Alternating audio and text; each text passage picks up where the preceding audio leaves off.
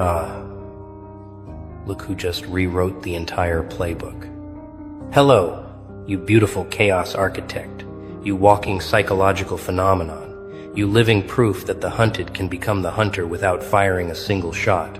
Hello to the one who just executed the most elegant reversal in modern warfare. And I'm not talking about bullets or bombs.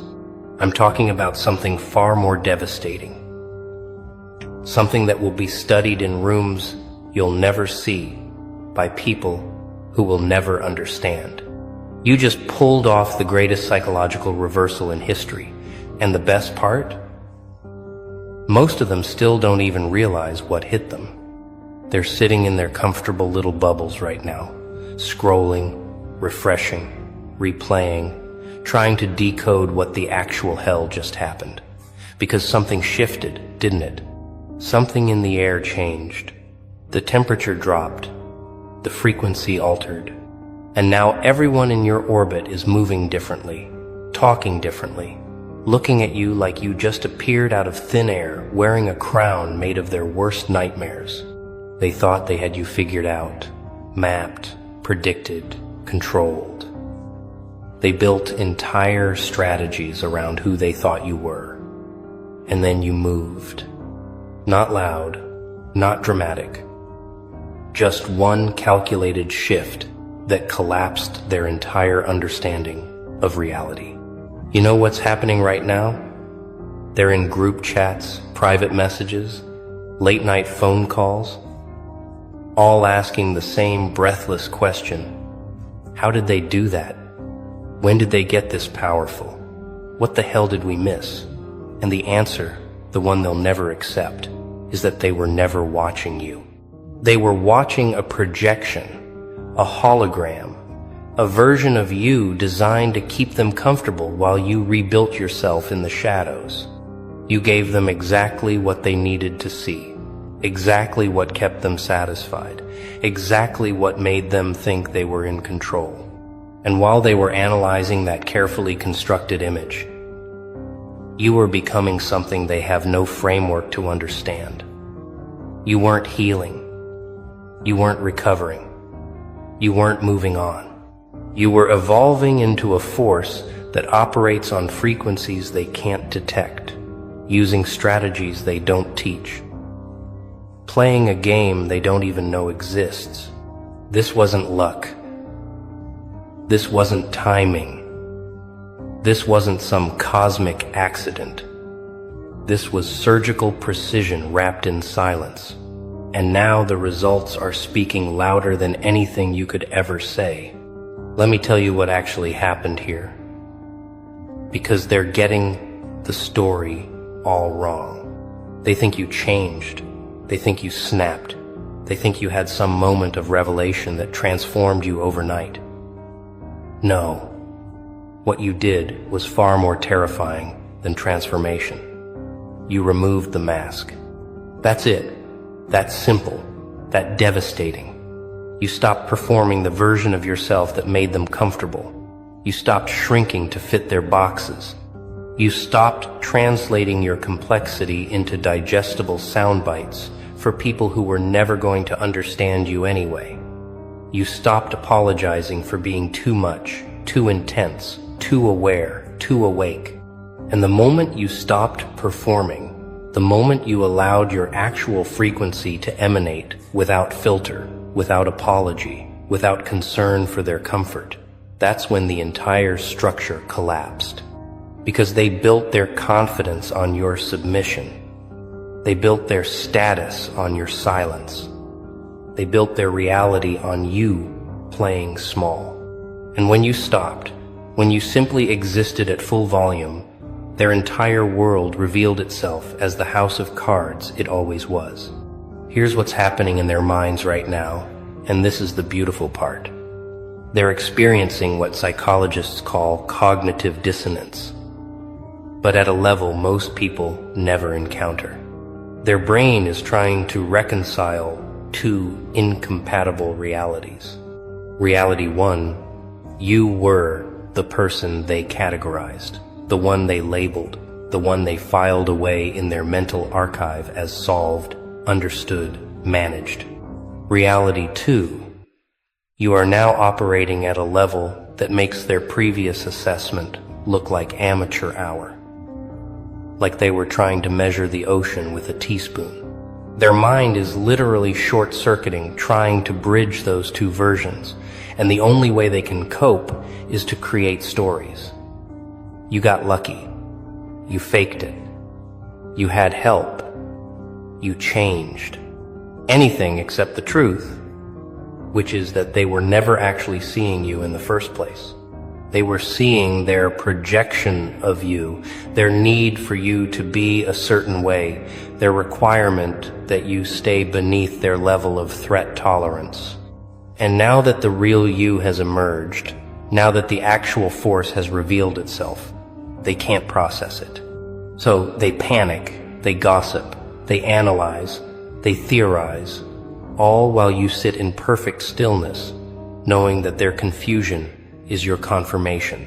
You want to know the real genius of what you just did?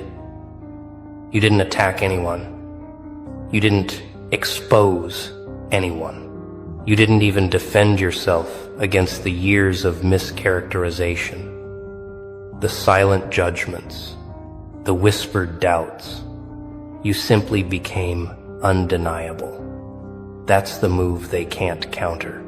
They spent years trying to diminish you with words, with looks, with strategic exclusion, with subtle undermining. They thought power was about making noise, about being seen, about forcing recognition. But you understood something they never will. Real power is about becoming so undeniable that reality itself has to bend around you.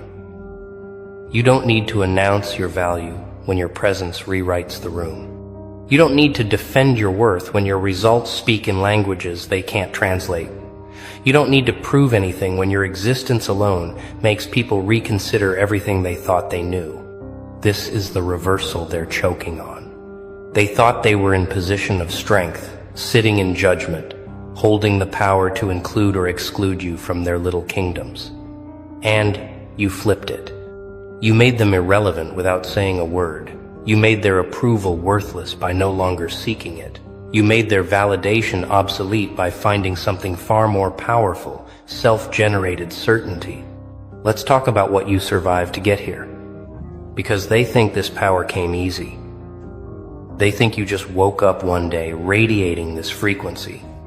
They have no idea about the nights you spent rewiring your entire neural architecture. They don't know about the months you spent in silence. Not because you were hiding, but because you were rebuilding from the foundation up.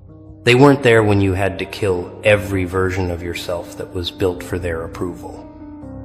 When you had to burn down every identity that was constructed for their comfort. They didn't see you sitting with the pain, the betrayal, the isolation, choosing not to become bitter but to become better, not to seek revenge but to seek evolution. They don't know about the work you did in the dark, the brutal honesty sessions with yourself, the moments you had to admit that you were complicit in your own diminishment by caring what they thought. This power they're witnessing now, it's not new. It's not sudden. It's the result of excavation work they can't imagine. You dug through layers of conditioning, through generations of programming, through every lie you were told about who you had to be. And what you found underneath all that debris wasn't weakness. It was a force so pure, so concentrated, so undiluted by outside influence, that when you finally let it emerge, it changed the atmospheric pressure in every space you occupy. Here's what they're really afraid of, and this is going to sound harsh, but you need to hear it. They're not afraid of what you did. They're afraid of what it means about them. Your reversal, your rise, your undeniable emergence, it's a mirror. And that mirror is showing them something they've been running from their entire lives. It's showing them that they chose comfort over growth, that they chose approval over authenticity, that they chose the safety of the crowd over the risk of becoming who they actually are. Every time they look at you now, they see the path they didn't take. They see the courage they didn't have. They see the price they weren't willing to pay. And that creates a rage in them that they can't direct at themselves, so they direct it at you. They call you arrogant when you're just confident. They call you cold when you're just boundaried. They call you changed when you just stopped pretending. But underneath all those words, underneath all that analysis, is pure, unadulterated envy. Because you did something they can't even conceptualize. You broke free from the need for their validation, and in doing so, you became more powerful than any version of yourself that needed them. That's the reversal that's making them lose sleep. You don't need them anymore, and they know it. Now we enter the part they really can't handle, the part that makes their hands shake when they talk about you. You're not just powerful now, you're unreachable. There's a difference. Powerful people can still be manipulated through their ego, through their need for status, through their desire for more. But unreachable people, people who've transcended the entire reward system that society operates on, those are the ones who change reality. You can't threaten someone who's already walked through hell. You can't bribe someone who's found peace in nothing. You can't manipulate someone who's studied every tactic in the book and decided none of it applies to them anymore. This is where you are now. Not above them, not below them, just operating in a completely different dimension. They're still playing checkers, arguing about moves and counter moves, winning and losing. You stepped off the board entirely. You're not trying to win their game anymore. You built a new game with new rules, and the only person who knows how to play is you. That's what's creating this collective panic you're witnessing. They can't compete with someone who's not competing. They can't defeat someone who's not fighting. They can't diminish someone who's already found their floor and built a fortress on it. Let me tell you what's going to happen next, because you need to prepare for it. They're going to try to bring you back down. Not because they hate you, but because your elevation makes them confront their own stagnation. They're going to use every tool in the manipulation handbook. First, they'll try nostalgia. Remember when you used to be fun? Remember when you used to be one of us? They want you to associate your old self with happiness, your new self with isolation. Don't fall for it. Your old self wasn't happy, it was compliant. Second, they'll try concerned trolling. I'm just worried about you. You've changed. This isn't healthy. They want you to question your own evolution, to second guess your growth. Ignore it. Their concern isn't for your well-being, it's for their comfort. Third, they'll try the ultimate weapon, social isolation.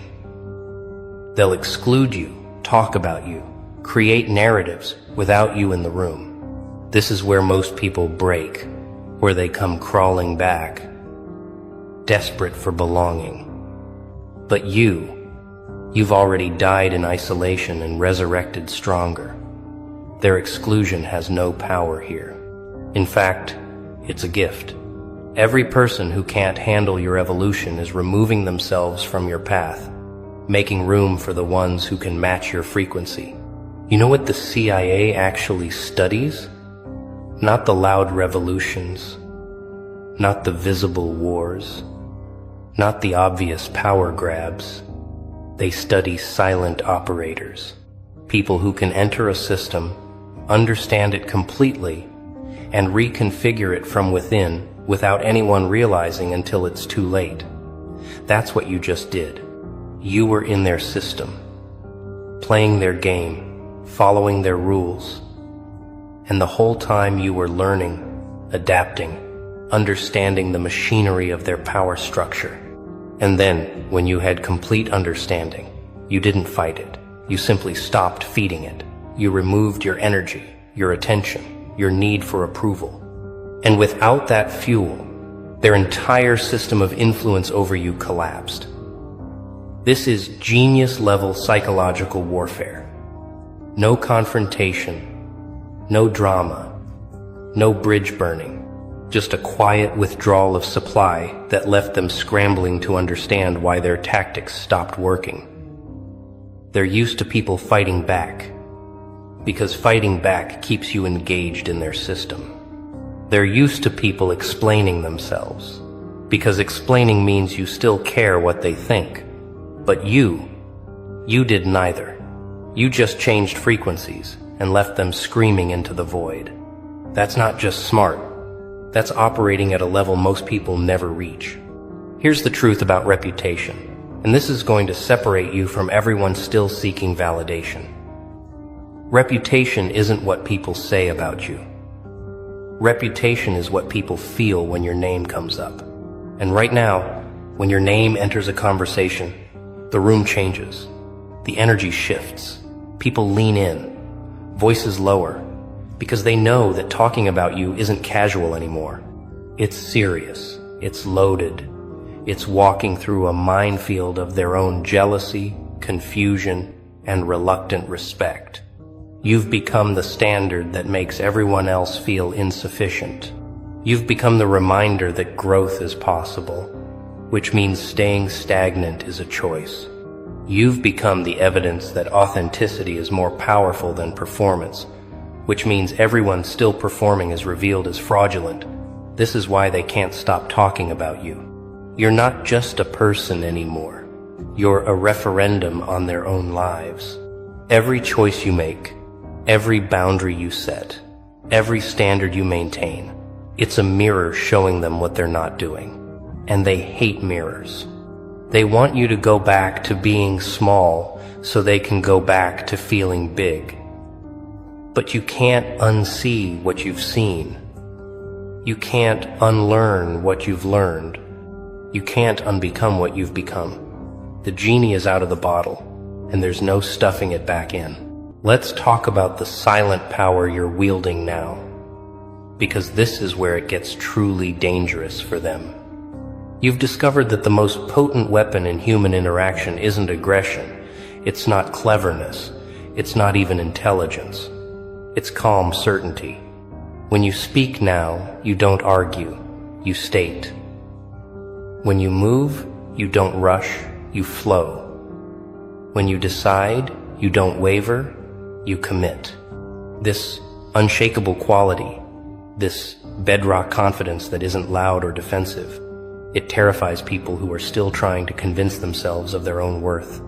They're used to people who get triggered, who react, who engage in endless back and forth trying to prove themselves. But you just exist in your truth with zero need for it to be validated by external sources. This creates a bizarre dynamic where they're arguing with themselves about you while you're not even in the conversation. They're building cases, gathering evidence, creating narratives, and you're just living, unbothered, unfazed, unmoved. And every day you remain calm while they spiral. Every day you stay centered while they scatter. Every day you maintain peace while they manufacture chaos. The power differential grows because they're burning energy trying to affect you, and you're conserving energy by not being affected. This is the ultimate reversal. They thought they were the ones with power over you, but now they can't even touch your emotional state. You're untouchable, and they're exhausting themselves against your indifference. You want to know what genius mode actually looks like? It's not about being the smartest person in the room. It's about being the most free.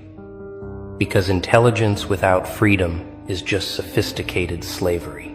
You can have a brilliant mind and still be controlled by your need for approval, your fear of rejection, your attachment to outcomes. But freedom, real freedom, the kind you've achieved, that's when intelligence becomes unstoppable. You can think clearly because you're not thinking about what they think. You can move decisively because you're not waiting for permission. You can create boldly because you're not afraid of judgment. This is the state that artists chase, that warriors cultivate, that leaders embody. And you found it not through seeking it, but through losing everything that prevented it. You lost the false friends and gained clarity. You lost the fake love and gained peace. You lost the illusion of belonging and gained yourself. Every loss was actually a shedding. Every ending was actually a beginning. Every death was actually a rebirth. And now you're operating from this place of such profound internal freedom that external circumstances can't shake you. They can praise you or criticize you, include you or exclude you, understand you or misunderstand you, and none of it changes your trajectory, because your power source is internal now, and they can't access it, can't manipulate it, can't shut it down.